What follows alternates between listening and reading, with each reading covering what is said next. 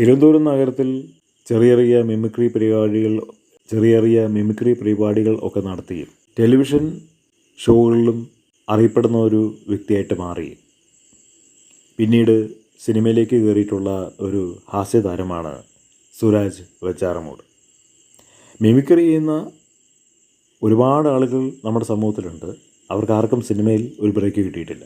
Mimicry ചെയ്തുകൊണ്ട് മാത്രം ആർക്കും സിനിമയിൽ നടനായിട്ട് മാറാൻ കഴിയില്ല. പ്രത്യേകിച്ചും ആണുങ്ങളെ സംബന്ധിച്ച് സിനിമയിൽ കയറി പറ്റണമെന്നുണ്ടെങ്കിൽ ഒന്നുകിൽ മിമിക്രിയിൽ നിപുണൻ ആയിരിക്കണം, അല്ലെങ്കിൽ നാടക മേഖലയിൽ ശോഭിക്കുന്നവനായിരിക്കണം. ഈ രണ്ട് മേഖലയിലുള്ളവർ മാത്രമാണ് സിനിമയിൽ നടന്മാരായിട്ട് കയറി വരുന്നത്. സിനിമാക്കാരും അവരുടെ മക്കളെ മാറ്റി നിർത്തുകയാണെങ്കിൽ മലയാളം സിനിമയിൽ ഒരു നടൻ കയറി വരാൻ വേണ്ടിയിട്ടുള്ള ക്രൈറ്റീരിയയാണ് അത്.